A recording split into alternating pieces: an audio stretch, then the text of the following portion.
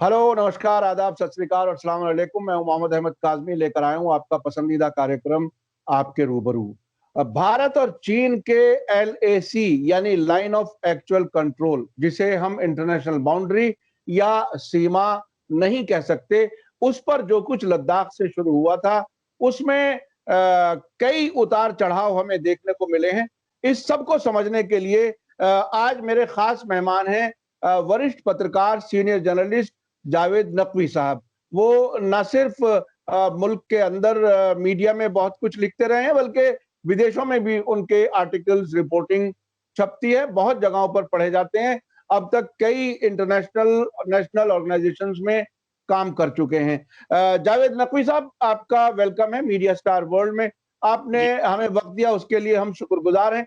आप बताइए कि ये इस वक्त जो कुछ एक बड़ी कंफ्यूजिंग हालत है। जब हमने अभी पिछले दिनों लेह से बात की कुछ लोगों से, उनका भी कहना है कि जो खबरें आ रही हैं, जो बहुत ही नजदीक उनके है, वहां काफी एरिया चीन के फौजियों ने कब्जा किया हुआ है। वो कंस्ट्रक्शन भी कर रहे हैं और अभी अंग्रेजी के एक बड़े अखबार ने रिपोर्ट दी है कि 1000 स्क्वायर किलोमीटर चीन के कब्जे में है। तो ये अब सूरत हाल क्या है? और अभी एक बिल्कुल ताजा खबर यह है कि चीन ने फिर आधी रात को कोशिश की कब्जा करने की, और हमारे यहाँ के मीडिया और सरकार का कहना यह है कि हमने उनकी कोशिश को नाकाम कर दिया। आप इस सब को कैसे देख रहे हैं? ओके, तो सबसे पहली चीज तो ये है कि जंग में, जैसे अंग्रेजी की कहावत है कि truth is the first casualty. जहां पे वॉर होती है वहां पे हकीकत और सच्चाई सबसे पहले शिकस्त होते हैं। तो और ये बात तारीख ने साबित भी कर दी है। उसमें किस किस्म की इंफॉर्मेशन दी जाती है, कितनी कंट्रोल्ड इंफॉर्मेशन होती है, कितनी कोलूजन होता है मीडिया का और अपनी हुकूमतों के साथ, अपने मुल्कों के साथ। तो इसमें जाहिर सी बात है, दो कम से कम जो पोजीशंस हैं वो हमें देखना चाहिए। अगर आप जैसा चैनल जो है वो हकीकत की तरफ जाना चाहता है, क्योंकि हमने तो दूरबीन से देखा नहीं है लेह में क्या हो रहा है, या अरुणाचल प्रदेश में क्या हो रहा है, या बीच में जो जगह है सिक्किम विक्किम के पास, वहां पे क्या हो रहा है, हमने तो नहीं देखा है। जो कुछ देखा है वो कयास आराई है, या फौज ने कुछ बता दिया है। बड़े बड़े एनालिस्ट जो जो उन्होंने लिखा है, जो उन्होंने टेलीविजन पे अपनी बातें रखी हैं, वो भी गालिबन वहां गए नहीं देखने के लिए, वो हॉटस्पॉट जो है कि वहां पे ये सब क्या किस्सा है और किस तरह से उसको कोई किसी ने कोई सैटेलाइट तस्वीर भेज दी आपके पास कि देखिए साहब वो वहां से वो हिले हैं, वो डुले हैं। अब जनता तो नहीं समझ पाती है ना, मेरी समझ में आता है कि ये सैटेलाइट तस्वीर को, मैं तो एक्सरे नहीं समझ पाता हूँ इंसान का, तो वो सैटेलाइट की तस्वीर कैसे समझ में आएगी। तो ये कयास की बात है। लेकिन साथ में दोनों फिरकैन जो है वहां से जो स्टेटमेंट्स आ रहे हैं और जो इनकी तारीख है, वो तो सब पब्लिश्ड मटेरियल है, और उसके हवाले से हम थोड़ी सी बात कर सकते हैं यहाँ पे। सबसे पहली चीज तो ये बता दूं कि हम जिस तरह से तैयारी कर रहे हैं हिंदुस्तान में, और उस पर कमेंट भी किया गया है एनालिस्ट ने, कुछ का कहना है डिप्लोमेसी से काम लो, कुछ का कहना है कि नहीं, हमें इस बार एग्रेसिवली जो एग्रेशन है उसको विकेट करना चाहिए। यानी हमारे हिसाब से चीन ने किसी जमीन पर कब्जा कर लिया है, उसको विकेट करना चाहिए। लेकिन तल्ख हकीकत यह है कि चीन ने 1962 में जो जंग हुई थी माओ से तुंग और पंडित जवाहरलाल नेहरू के बीच में, उसमें वो जहां तक उनको आना था लाइन पार करके, जो इंपीरियल लाइन जो अंग्रेजों ने बनाई थी उसको पार करके वो आए, लेकिन वहां बैठे नहीं, वो वापस वहीं चले गए जहां से वो आए थे। यानी कोई कब्जा किसी जमीन पे ना ये कहते हैं, ना वो कहते हैं, ना दुनिया कोई कहती है, चीन वापस चला गया। अपनी जगह पे। यानी इससे क्या साबित होता है कि उसको कोई टेरिटोरियल एम्बिशन ऐसा नहीं है कि हम जाके वहां पे कब्जा करके कोई मैसेज कन्वे करना चाह रहा था कि अगर तुम ये करोगे तो देखो अच्छा नहीं होगा, जो मैं समझ पाया हूं। और अगर तारीख में अगर आप जाएं, हिंदुस्तान और चीन की तारीख में, और ख़ासतौर से उस मुकाम पे जाएं जहां पे ये वारदात हुई, तो आप देखेंगे कि कई चीज़ें जो हमने की हिंदुस्तान में, वो चीन के लिए बहुत ही प्रोवोकेटिव साबित हुई। मसलन अब हम कहते हैं कि पाकिस्तान ने दाऊद इब्राहिम को शरण दे रखी है, जिसको कि हम कहते हैं कि उसने 1993 में बंबई में बम ब्लास्ट किए, बल्कि उसके एक तथाकथित जो जो एक उसके हल्के में या उसका असिस्टेंट था, या जो कि हमारी इंटेलिजेंस एजेंसीज कहती थी कि नहीं वो हमसे मिल चुका है और वो बहुत ही पशेमान है और शर्मिंदा है और हमारी मदद कर रहा है, दाऊद को ट्रैक करने में, उसी को उठा के हमने फांसी भी दे दी थी, अगर आपको याद हो। तो भाई लोगों ने ये सब किया है, लेकिन अगर हमको पाकिस्तान की ये बात नागवार गुजरती है कि दाऊद इब्राहिम जो हमारे लिए वांटेड है वो वहां बैठा हुआ है, तकरीबन उसी तरह से चीन के लिए दलाई लामा है, हमारे लिए बहुत बड़े महात्मा है वो, और उनसे हम बहुत कुछ सीख सकते हैं। वो रिलीजियस प्रीचर हैं, रिलीजियस गुरु हैं, लेकिन अल्टीमेटली उनका जो मैसेज है वो चीन की जो सॉवरेंटी है, जिसको हम भी कबूल करते हैं बाय द वे, तिब्बत को हम दलाई लामा की जागीर नहीं समझते हैं, बावजूद इसके कि हमने धर्मशाला में उनको पनाह दे रखी है। और वो पंडित जी के ज़माने में 1959 में जब वो एक रास्ते से घूमते हुए एस्केप करके आ गए थे, उनके साथ तमाम तिब्बती लोग आए थे शरणार्थी, और उनको हमने फिर बहुत बाकायदगी के साथ, एहतमाम के साथ रखा, अभी तक रखा हुआ है। और बल्कि उनमें से तो लोग हैं जो अब हमारे शहरी हो गए हैं, सिटीजन्स हो गए हैं, जहाँ सिटीजनशिप की बात हो रही है, क्योंकि बिलखुसूसन कि वो मुसलमान नहीं है, इसलिए उनके लिए और भी आसान है बन जाना। तो ये सारी चीजें जो है प्रोवोकेटिव थी चीन के लिए। सो दलाई लामा का किस्सा था, और फिर कोई साहब आए, उन्होंने पंडित जी को एडवाइस दिया, मशवरा दिया, फिर उससे वो फॉरवर्ड पॉलिसी निकली कि हम जाके जो हमारा परसेप्शन है हमारे बॉर्डर के बारे में, हम वहां पे जाके अपने अपने झंडे गाड़ दें। ये जो चीज थी वो एक जो डिस्प्यूटेड इलाका, जिसको कि चीन खुद मानता था डिस्प्यूट, और यही सबब है कि वो बाद में वापस चला भी गया वहां से। आपने जाके जब क्लेम कर दिया तो यकीनन इसके पीछे कोई एक मसलहत रही होगी। वो क्या थी? क्या उस वक्त भी अमेरिका से इसका रिश्ता था? क्या उस वक्त कुछ इस तरह की बात हो रही थी कि रूस और चीन, रूस क्योंकि हमारे करीब आने की कोशिश कर रहा था और चीन को ये बात नागवार थी, रूस पीसफुल को एग्जिस्टेंस की बात करता था, यानी कि जो नॉन कम्युनिस्ट कंट्रीज हैं वो आपस में कम्युनिस्ट कंट्रीज के साथ दोस्ताने के साथ रह सकती हैं। चीन को ये बात नाकबूल थी, वो कहता था कि कम्युनिस्ट ब्लॉक होना चाहिए उस वक्त, माओ के जमाने में, लेकिन बाद में उनकी पॉलिसी बदली।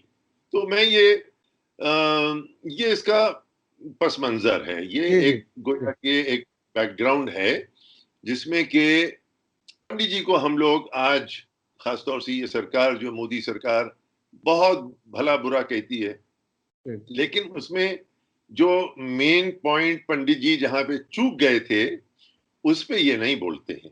वो इस पे बोलेंगे कि पंडित जी ने सरदार पटेल को ये किया और राजेंद्र प्रसाद के साथ वो किया और सोमनाथ में ये किया वगैरह वगैरह वो बोलेंगे, लेकिन या इकोनॉमी के साथ ये किया या सोशलिज्म की तरफ माइल रहे।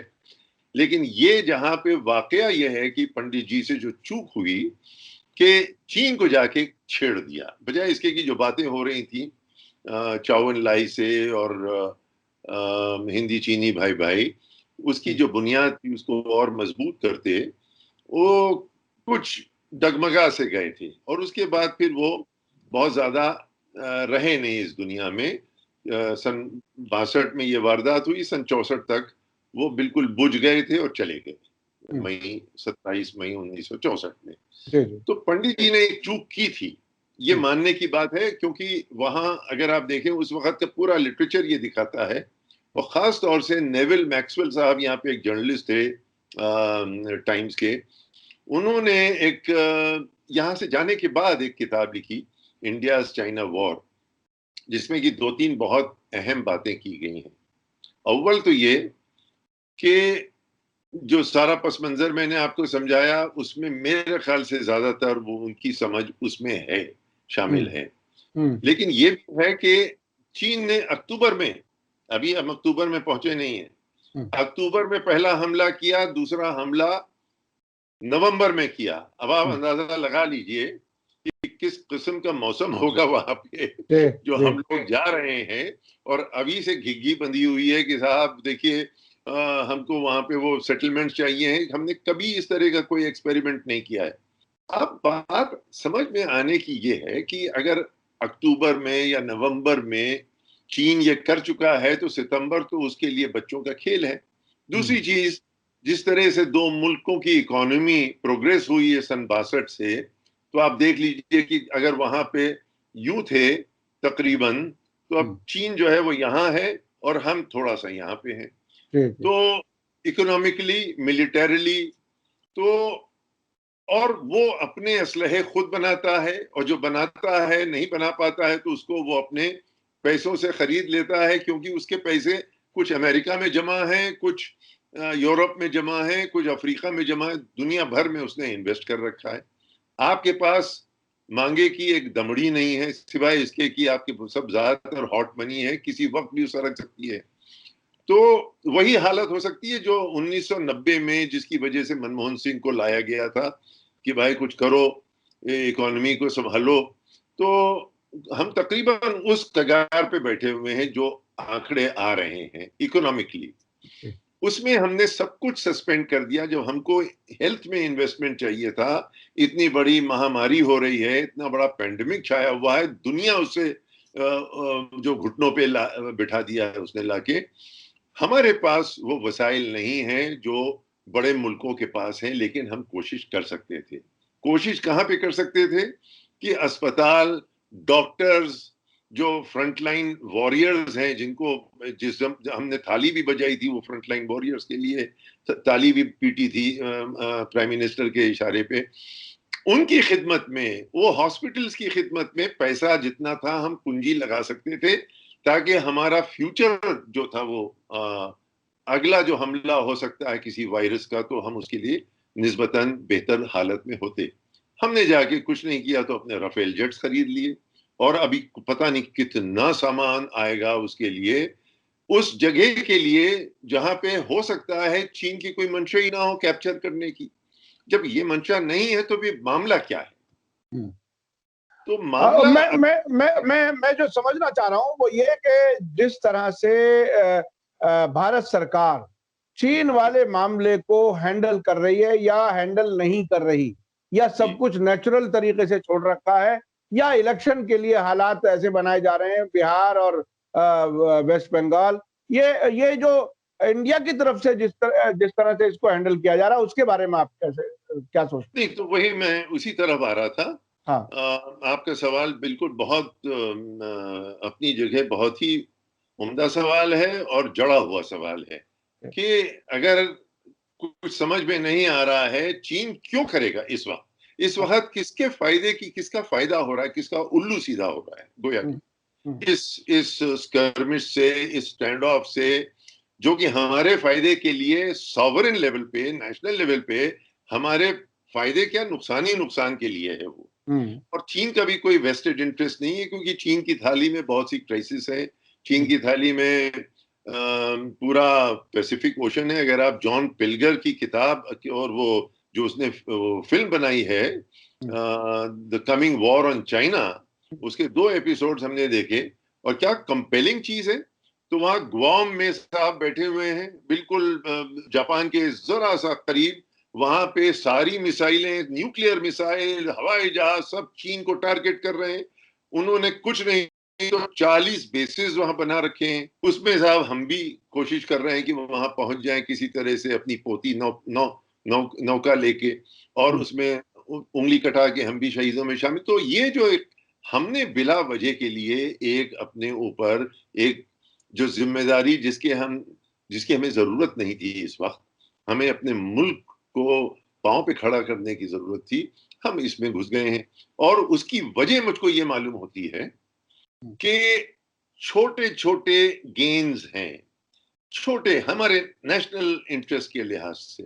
वो ये है कि ट्रंप किसी तरह से जीत जाए, जैसे हर हर मोदी घर घर मोदी। अब ट्रंप ये कह सकता है हर हर मोदी घर घर, क्योंकि आपने हाउडी मोदी तो कर ही दिया है, और उसने कह दिया है ट्रंप जो है अगली बारी ट्रंप की अगेन इलेक्शन जीतेंगे। और आपको मालूम है कि वो जितना टेंशन बढ़ेगा, वो उसमें एक चीज ये है कि हमारे साथ, ये पहली बार नहीं हो रहा है भाई, तो ये डेमोक्रेट्स का भी है, ये कैनेडी के जमाने से चला आ रहा है कि वो हिंदुस्तान को बू कर रहे थे as a countervailing factor against communist China. लेकिन वो दाल गली नहीं, इसलिए कि फिर चीन के साथ निक्सन ने दोस्ती कर ली, और वो भी उसकी मसलहत रही थी, उसकी मसलहत थी कि हम सोवियत यूनियन को किसी तरह से हल्का करें। बहरहाल इन सब की चीजों में जो हमको दिखाई दे रहा है वो ये कि चीन के पास इतना बहुत बड़ा एजेंडा है कि वो अमेरिका से जूझ रहा है, वो साउथ कोरिया में, जापान में, ऑस्ट्रेलिया भी उससे मुनहरिफ है।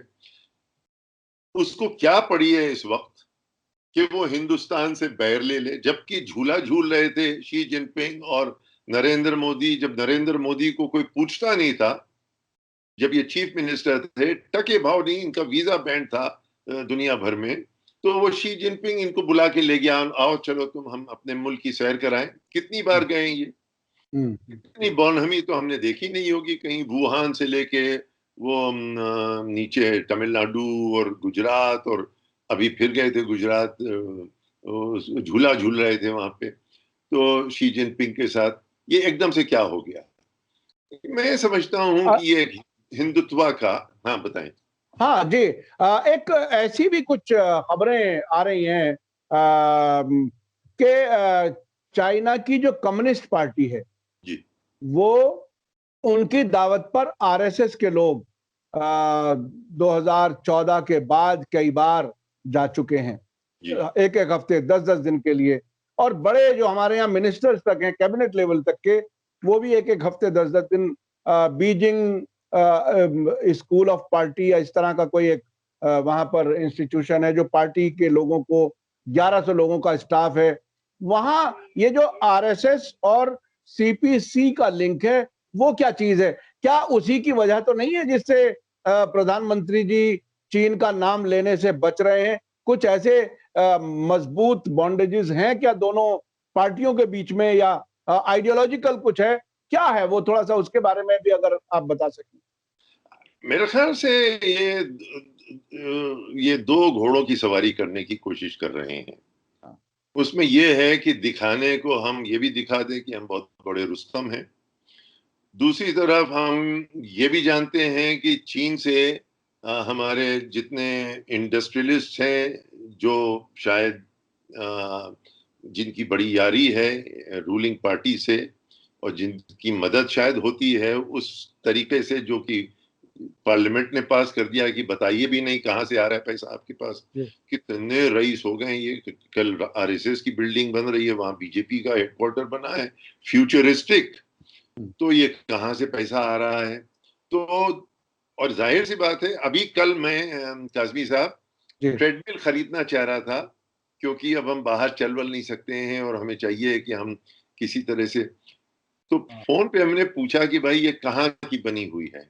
वो घबरा गया, उसने कहा साहब ऐसा है कि ये कोरिया है, ताइवान है, चाइना, सब मिला के है। मैंने कहा मिला के तो नहीं बनती है। तो मैंने कहा तुम्हें, मुझे लग रहा है कि चाइना का है साहब। देखिए वहां बहुत लोग नाराज होते हैं कह के कि चाइना का है, लेकिन बाद में निकला वो। मैंने कहा मुझे कोई एतराज नहीं है, इसलिए कि अभी तक तो लीगल है चाइनीज चीजें खरीदना, और जो बुरी होती हैं उसको सरकार बैन कर देती है। खूब धंधा हो रहा है चीन के नाम पे, और नहीं हो चीन तो लोग जितनी चल रही इकोनॉमी वो भी घुटनों के बल आ जाए। तो हर एक के हाथ में मोबाइल चाइना का है सर। हर एक के हाथ में, हर एक के हाथ में।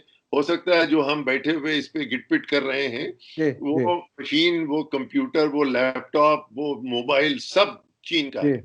जी जी तो हम क्या करना चाहते हैं हमें मालूम नहीं, लेकिन तो दो चीजें दिखाई दे रही हैं काजमी साहब। एक तो ये है कि बहुत बड़ी हिंदुत्व लॉबी, जिसपे अभी आप कल परसों अनीस अहमद खान साहब से गुफ्तगू कर रहे थे कि इनका बाहर विदेश में क्या बेसिस हैं। इनका कोई चीनी बोलता हुआ बेस नहीं है। इनके हम्म, अंग्रेजी बोलते हुए तो बेस मिलेंगे आपको, जी जी लेकिन वहां पे हाउडी मोदी बीजिंग में नहीं हो सकता है, इसलिए कि जी बेचारे वहां पे अभी शायद हो सकता है अगर इसी तरह से कायम रहे तो कुछ दिनों में चीनी बोलने लगे।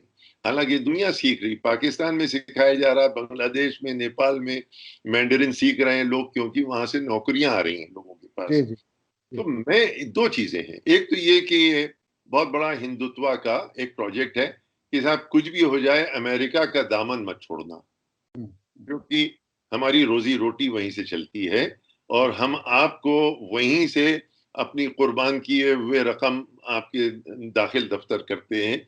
लिहाजा उसको तो छेड़िए मत, वेस्ट को साथ में रखिए, और चीन जो है उसको कुछ इस तरह से कीजिए कि हमें लगे कि हम बहुत रुस्तम हैं।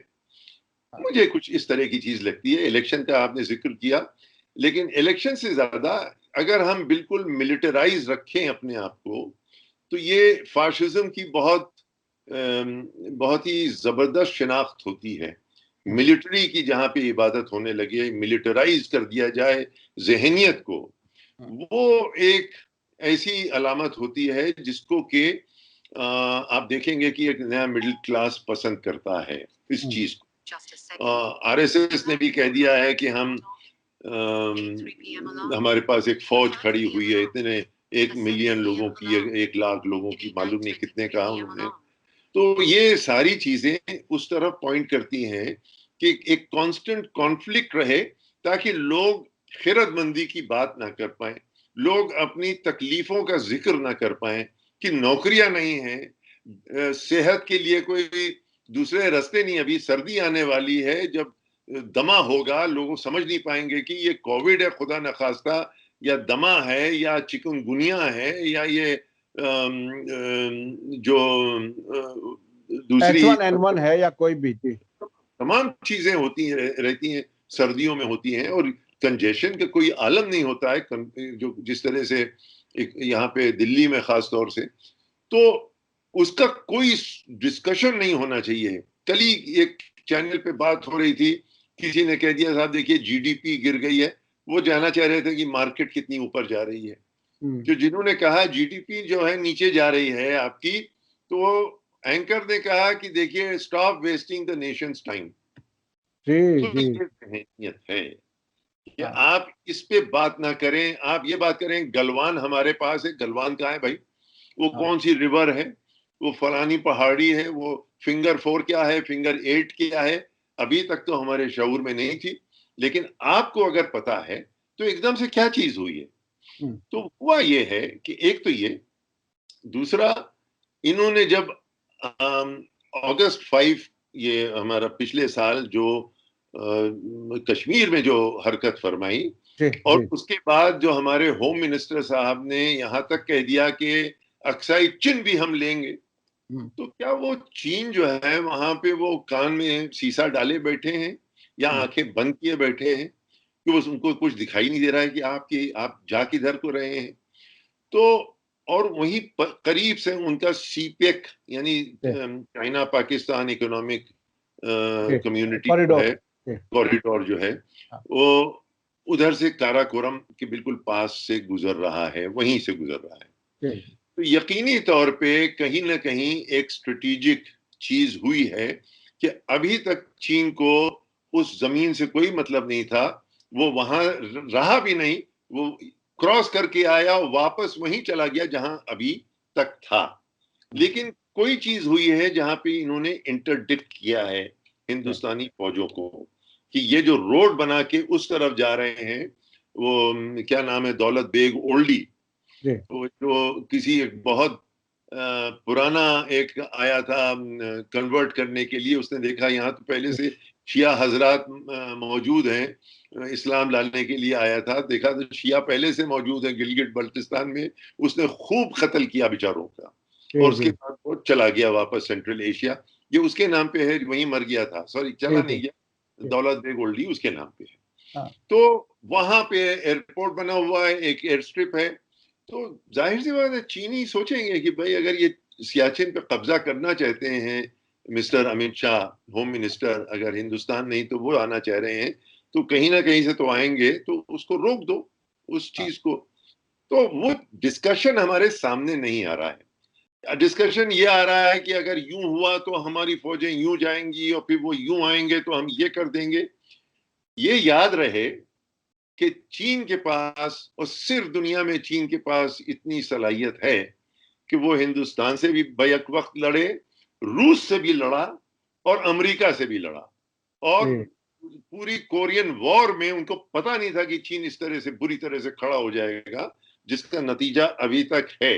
नॉर्थ कोरिया जिसके पास न्यूक्लियर वेपन्स हैं, जो कि अमेरिका को आंख दिखा सकता है, वो सारी चीजें जो हैं एक हिस्ट्री का एक जीता जागता आपके पास इंस्ट्रक्शन है कि चीन के पास उसी वक्त उन्होंने कल्चरल रेवोल्यूशन किया, उन्होंने अपने स्टेट को तोड़ दिया, अपनी पार्टी को तोड़ दिया, उसको बिल्कुल रिजुवेनेट किया।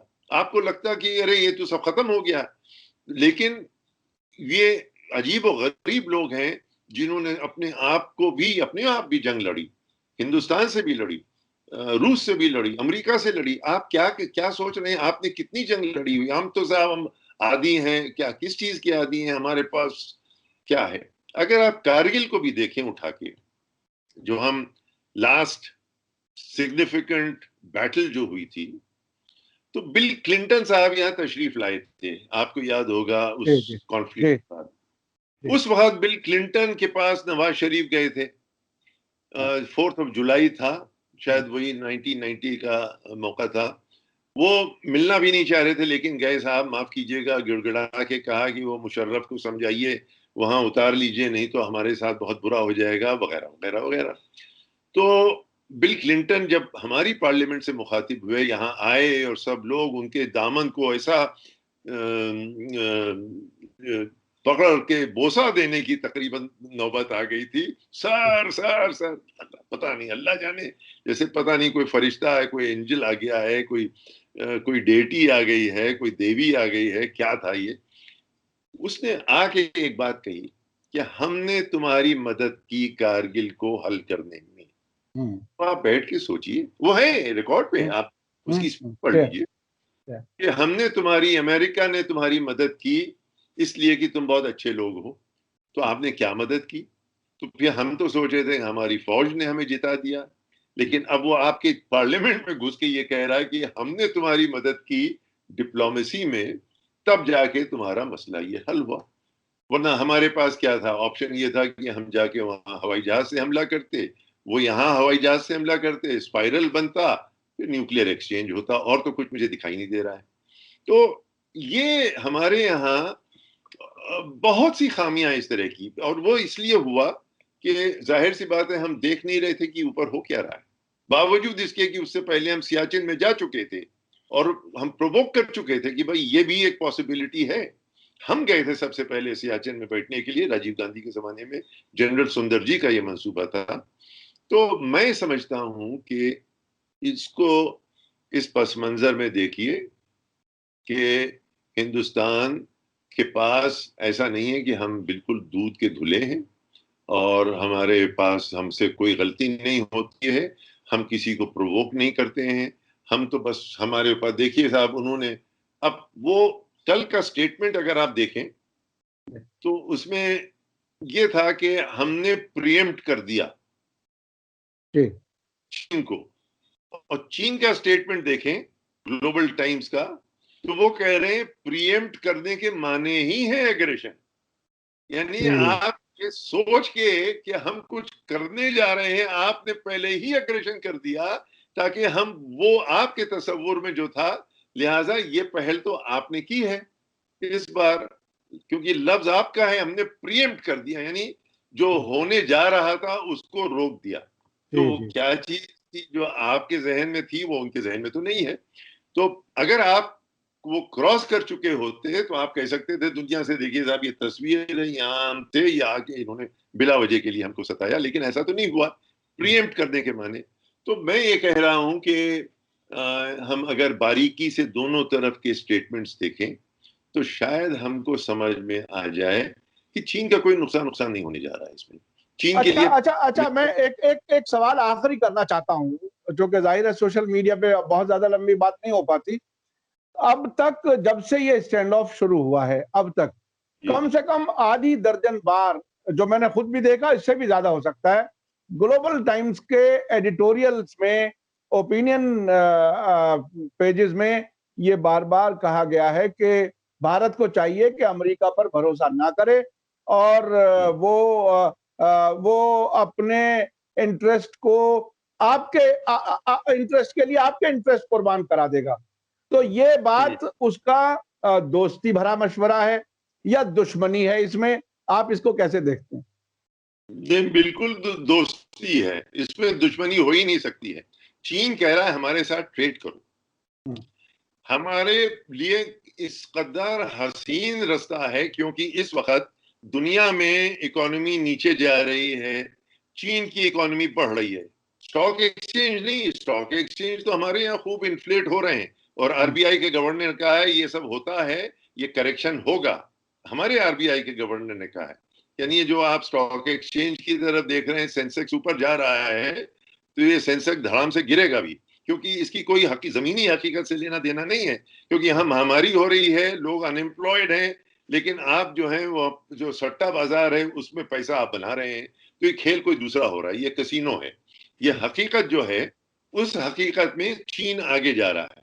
वो उसके यहाँ 3% 4% की बढ़ोतरी हुई है, हो गया। पहले ये था कि अगर पाकिस्तान को हरकत करता था तो चीन जाके उसको समझाता, देखो ऐसा करने से हम सबका नुकसान है, और पाकिस्तान चीन की सुनता था। अब आपने चीन जो आपके लिए बहुत फायदेमंद साबित होता था, और वो भी अभी भी है, आप मतलब अभी ये रशिया चाइना इंडिया की बातें होती हैं, अभी शंघाई इनिशिएटिव है, आप ब्रिक्स में हैं, आप साथ में बैठते हैं, तो क्या बातें करते हैं। यहाँ दुश्मनी कहाँ से आ गई?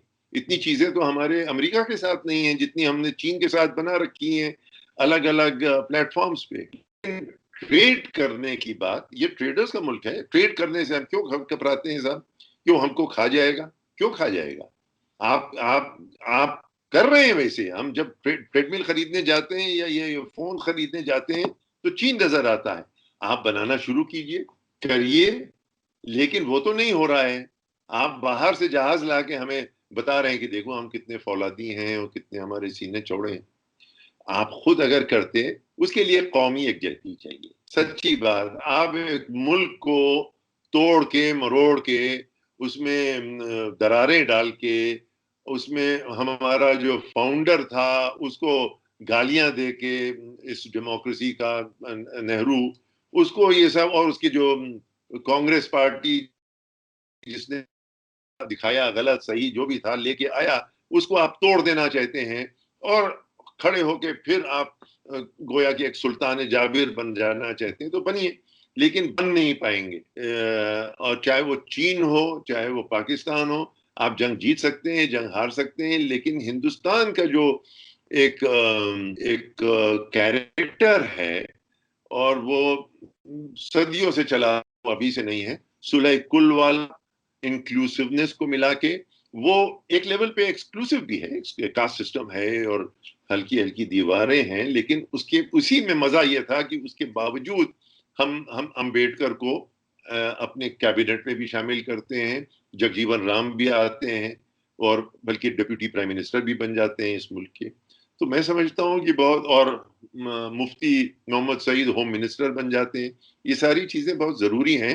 वो मुल्क चाहिए, और चीन आपको आंख नहीं दिखा सकता है। लेकिन इस वक्त ये स्केटिंग ऑन थिन आइस जिसको कहते हैं, कि बहुत ही इम्पोजिंग स्ट्रक्चर है हमारी डिफेंस का, क्रम्बलिंग ग्राउंड्स के ऊपर, ग्राउंड्स नहीं मजबूत हैं, हमवार कीजिए उसको।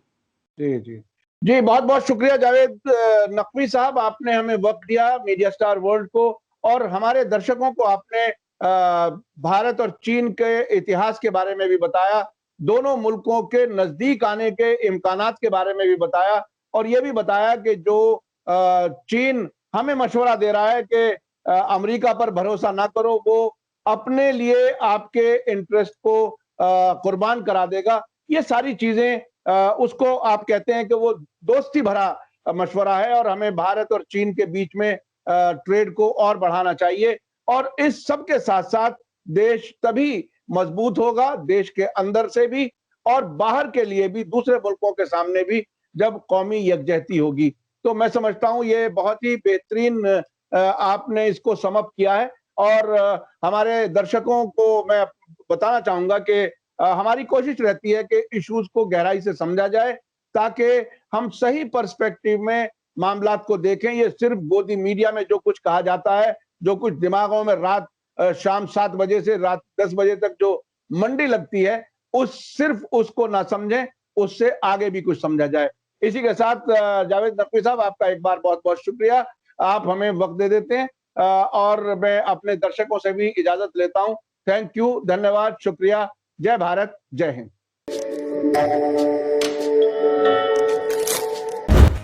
मीडिया स्टार वर्ल्ड के और वीडियो देखने के लिए हमारे चैनल को सब्सक्राइब करें और सीधे नोटिफिकेशन पाने के लिए बेल आइकन दबाएं। और अगर हमारी खबर सच्ची और अच्छी लगे तो अपने व्हाट्सएप, इंस्टाग्राम, फेसबुक और ट्विटर अकाउंट पर जरूर शेयर करें।